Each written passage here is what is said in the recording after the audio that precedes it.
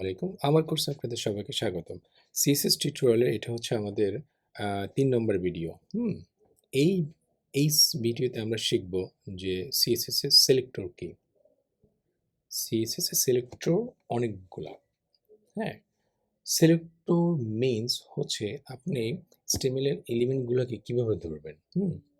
মানে হচ্ছে HTML এর যে এলিমেন্টগুলো আছে সেই এলিমেন্টগুলোকে খোঁজার জন্য, ধরার জন্য আমরা বিভিন্ন CSS সিলেক্টর ইউজ করি। যেমন CSS সিলেক্টর কী হতে পারে?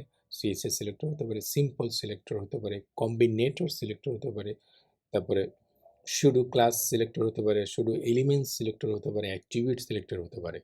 সো এই ভিডিওতে আমরা শুধু আলোচনা করব CSS সিম্পল সিলেক্টর নিয়ে, যে আপনি কীভাবে আপনার HTML এর যে ট্যাগগুলা বা যে এলিমেন্টগুলো আছে সেগুলোকে আপনি CSS সিলেক্টর দিয়ে ধরতে পারবেন।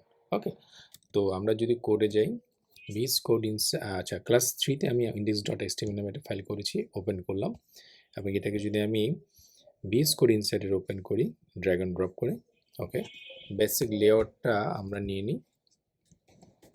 সবাই আমরা জানি এটা কীভাবে নিতে হয়। সো আজকের টাইটেল হচ্ছে CSS টিউটোরিয়াল CSS সিম্পল কি সিলেক্টর। ওকে, CSS সিম্পল সিলেক্টর। আচ্ছা, এখন আমাদের আগে লিঙ্ক ট্যাগটা দরকার, তাই না? লিঙ্ক কেন? কারণ হচ্ছে আমাদের স্টাইলটা না ছাড়া তো আমরা স্টাইল করতে পারবো না, তাই না? আমাদের স্টাইল শিটটা অ্যাড করতে হবে। তো লিঙ্ক ট্যাগের মাধ্যমে অ্যাড করব, CSS ফাইল করব আমাদের সেম ফোল্ডারে style.css নামে করলাম এবং এটাকে আমাদের HTML ডকুমেন্টে লিঙ্ক করে দেবো কীভাবে? লিঙ্ক ট্যাগের মাধ্যমে। আর href এর মধ্যে কি লিখবো? style.css। ওকে, তো আমাদের স্টাইল শিট অ্যাড করা হয়ে গেছে। এটা কি স্টাইল শিট বলেন তো? External style sheet. ওকে, তো এখন আমরা আজকে কি শিখবো বললাম যে CSS এর সিলেক্টর। আপনি CSS সিলেক্টর কেন ইউজ করা হয় যেটা বললাম আমরা, তা হলো যে কোনো একটা HTML এলিমেন্টকে ধরার জন্য, ফাইন্ড করার জন্য, খোঁজার জন্য, খুঁজে ওইটার উপর আমরা স্টাইল অ্যাপ্লাই করব। আচ্ছা, CSS এর সিম্পল সিলেক্টরের মধ্যে প্রথমেই আমরা যেটা নিয়ে আলোচনা করব সেটা হচ্ছে CSS আইডি সিলেক্টর। যেমন আমি যদি আমাদের HTML ডকুমেন্টে কিছু প্যারাগ্রাফ নিই, লরেন 20 ডামি নিলাম, ওয়ার্ড র্যাপ করলাম, ওকে, একটা ব্রেক দিয়ে আসি। আচ্ছা, এরপর আমি আবার নিলাম পি লরেন বা বললাম hello world how are you. Okay, so এই দুইটা কন্টেন্ট নিলাম। আমি যদি এটাকে ব্রাউজারে দেখি, এই যেভাবে দেখতে পাচ্ছি। আচ্ছা, জুম করে নিলাম একটু, কুল। এখন আমরা যদি CSS এর আইডি সিলেক্টর ইউজ করি, আইডি সিলেক্টর হচ্ছে কি, যে আইডি সিলেক্টর হচ্ছে HTML অ্যাট্রিবিউটের মধ্যে আমরা একটা অ্যাট্রিবিউট দিই। যেমন এই HTML এলিমেন্টটাকে, পি এলিমেন্টটাকে যদি ধরতে হয়, আমরা জানি কীভাবে ধরতে পারি। আমরা ডিরেক্টলি ট্যাগের নাম লিখে ধরতে পারি, তাই না? ট্যাগের নাম লিখবো, যেটা সিম্পল সিলেক্টর যেটাকে বলে, যে ট্যাগ ধরে ধরা যায়। এই যে ট্যাগ ধরে, তারপর আমরা যদি বলি কালার ইকুয়াল টু রেড, তাহলে আমরা যদি রিলোড দিই, এই যে কালার, তার মানে পি ট্যাগ দিয়ে আমি ধরতে পারছি। কিন্তু এভাবে সিম্পল সিলেক্টরের মাধ্যমে না ধরে, মানে ডিরেক্টলি ট্যাগ দিয়ে না ধরে আপনি আইডি দিয়ে ধরতে পারবেন। যেমন আপনি যদি ওর মধ্যে, এই প্রথম পি এলিমেন্টের মধ্যে যদি আপনি আইডি অ্যাট্রিবিউটটা দিয়ে আসতে চান, আইডি হবে, not class, ID equal to, okay, এখানে যেটা নিয়ে আমরা আলোচনা করব বললাম যে প্রথমে যে CSS আইডি সিলেক্টর, তো প্রথমে কি নিতে হবে? সেই এলিমেন্ট, যে এলিমেন্টকে আপনি ধরবেন সেখানে আইডি নামে একটা অ্যাট্রিবিউট দিয়ে আসবেন, সেই আইডির একটা নেম দিয়ে আসবেন। তবে একটা জিনিস মনে রাখবেন, আইডি কিন্তু একবার ইউজ করা যায় এবং আইডির নামটা সেম নামে একবার ইউজ করা যায় এবং ইউজ করতে হয়। ওকে, তো সেম নামের একটা ইউজ করতে পারবেন। যেমন আমি যদি বলি ইউনিক, ওকে, এই নামে আইডি আর নিতে পারবেন না, আপনাকে ডিফারেন্ট একটা আইডি নিতে হবে। এটাই হচ্ছে আইডির নিয়ম। কি করলাম? আমি আইডি সিলেক্টর নিলাম। কিভাবে নিলাম? পি ট্যাগের মধ্যে আইডি নামে একটা অ্যাট্রিবিউট নিলাম, তারপর একটা নাম দিয়ে দিলাম। সে নামটা কিন্তু কি হতে হবে? অবশ্যই ইউনিক হতে হবে।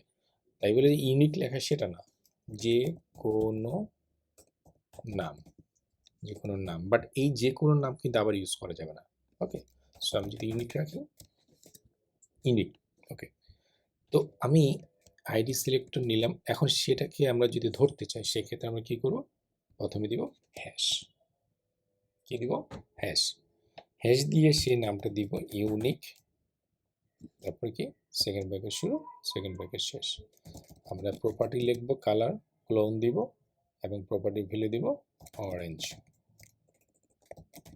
সেভ দিব, রিলোড দিব। এই যে শুধুমাত্র যেই এলিমেন্টে আমি আইডি সিলেক্টর দিয়েছি সেই এলিমেন্টটা আমাদের কালার হয়েছে। ওকে, এই যে যেটা দেখালাম একটু আগে, যে আমি এই পি এলিমেন্টে আইডি নামে একটা ইউনিক নামে একটা আইডি সিলেক্টর নিয়েছি। ওকে, আইডি অ্যাট্রিবিউট, বাট এখানে সিএসএস আইডি সিলেক্টর বলা হয়, তো সেটার উপর আমরা সিএসএস অ্যাপ্লাই করেছি। সো আমাদের রেজাল্ট হচ্ছে এরকম। ক্লিয়ার? আইডি ক্লিয়ার তো? ওকে, মনে রাখবেন আইডি কি করলাম, আইডি নিতে হলে অবশ্যই হ্যাশ নিতে হবে আপনাকে, এবং এই ইউনিক এই নামটা আপনার সেকেন্ড বার নেওয়া যাবে না, আপনাকে ডিফারেন্ট নিতেই হবে।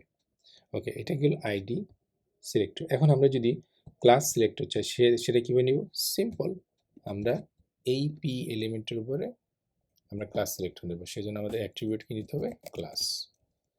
তাহলে আমরা কি দিব, আমরা যদি ওয়ার্ল্ড নামে একটা ক্লাস নিলাম, এবং এটা যদি স্টাইল করতে চাই সেক্ষেত্রে আমাদের কি নিতে হবে, প্রথমে ডট।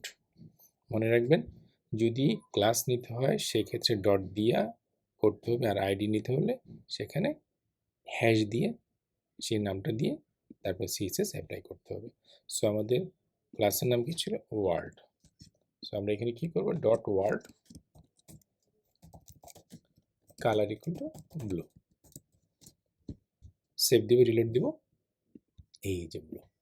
বুঝতে পারছেন, সিএসএস ক্লাস সিলেক্টরের মাধ্যমে আমি এই শেষের এলিমেন্টটাকে ধরলাম, ক্লাস দিলাম কি ওয়ার্ল্ড, এবং এর ভ্যালু কি দিলাম, কালার ইকুয়াল টু ব্লু। বুঝে গেল? এটাই হচ্ছে সিএসএস এর ক্লাস সিলেক্টর। আপনি সেম ক্লাসটা কিন্তু মাল্টিপল বার ইউজ করতে পারবেন। ফর এক্সাম্পল H2, H3,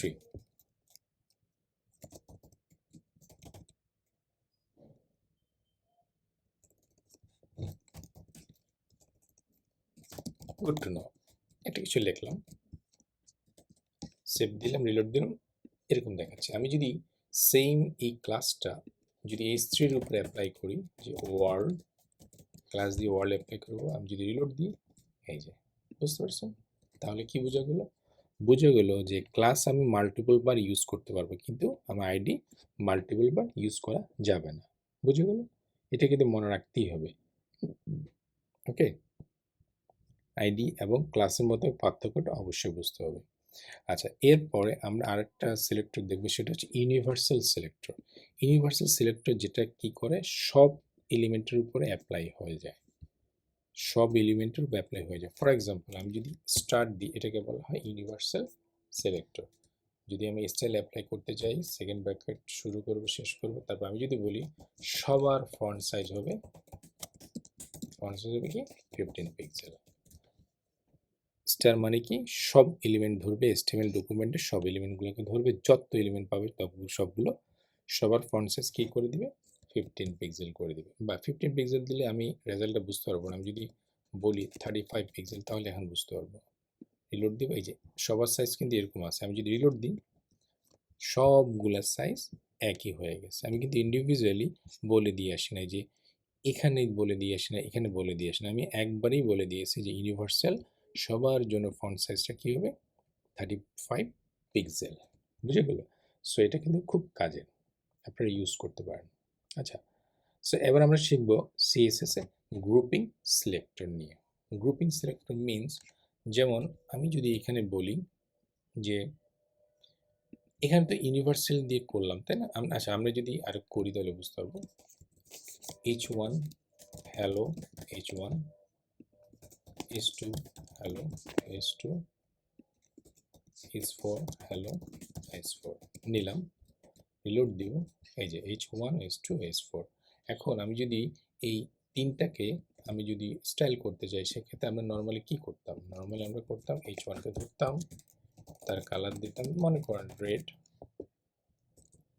তারপর কিনেছিলাম S2 S4, S2 কে ধরলাম, কালার দিলাম ব্লু, তারপরে S4 কে ধরলাম, কালার দিলাম কি অরেঞ্জ।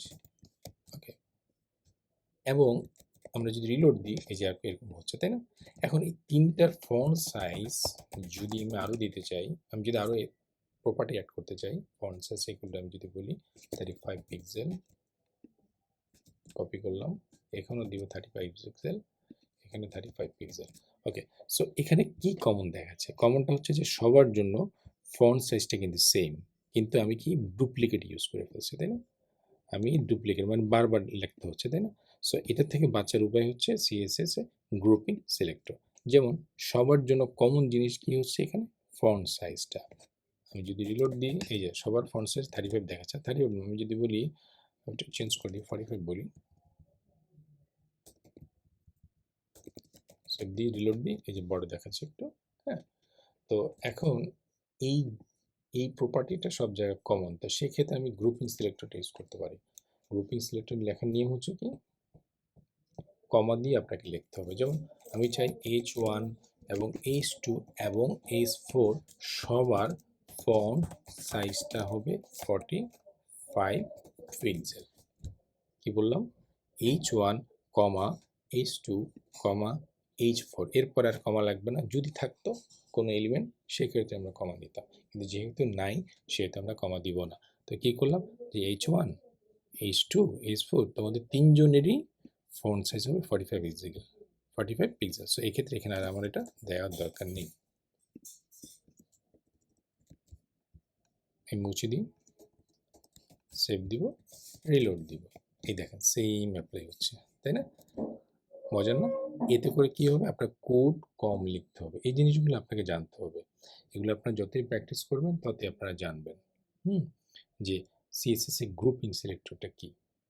তো আজকে কি শিখলাম আমরা, CSS simple selector, class selector, ID selector, grouping selector. Okay, তো এই সিলেক্টরগুলো কি আপনি প্র্যাকটিস করবেন। ও আরেকটা জিনিস শিখছিলাম, সেটা হচ্ছে কি ইউনিভার্সাল সিলেক্টর। নেক্সট পর্বে আমরা আলোচনা করব